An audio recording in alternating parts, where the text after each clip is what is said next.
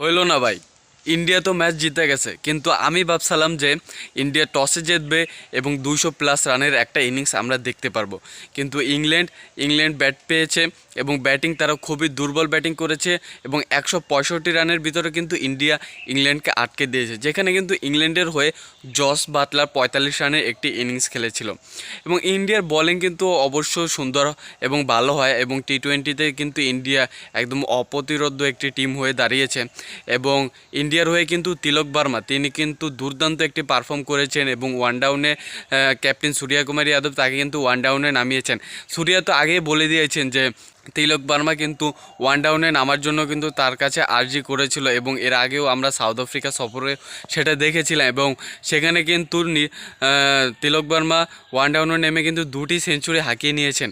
এবং প্রথম ম্যাচ যাওয়ার পর সূর্যার একটু মাথায় চিন্তা হয়েছে এবং তাকে ওয়ান ডাউনে নামানো উচিত, এই জন্য কিন্তু তিনি তিলক বার্মাকে ওয়ান ডাউনে নামিয়েছে এবং তিলক বার্মা তার ক্যাপ্টেনের দাম রেখেছে এবং তার ক্যাপ্টেনের সিদ্ধান্তকে প্রাধান্য দিয়েছে এবং তিনি কিন্তু তা প্রমাণ করে দেখিয়েছে যে তিনি ওয়ান ডাউনে কতটা শক্তিশালী।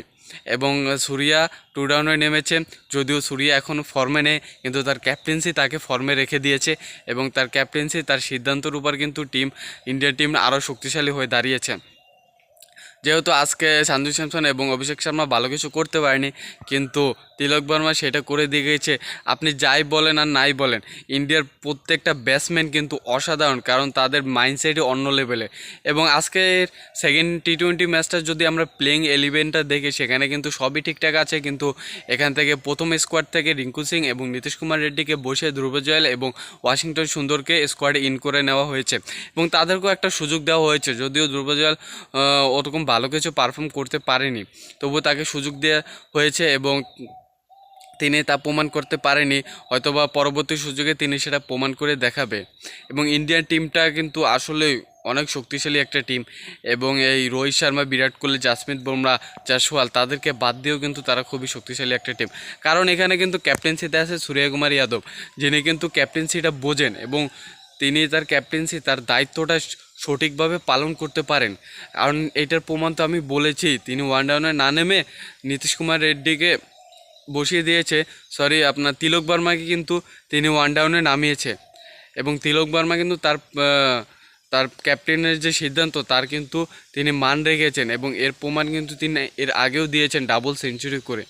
এবং সূর্যা দেখছেন যে তিনি এখন ফর্মে নেই, এখন যে ফর্মে আছে তাকে ব্যাটিংটা দেওয়া উচিত এবং তিনি কিন্তু সেইটাই করে দেখিয়েছেন এবং এর মাধ্যমে কিন্তু ইন্ডিয়া সেকেন্ড টি-20 ম্যাচটা জিতে গিয়েছে।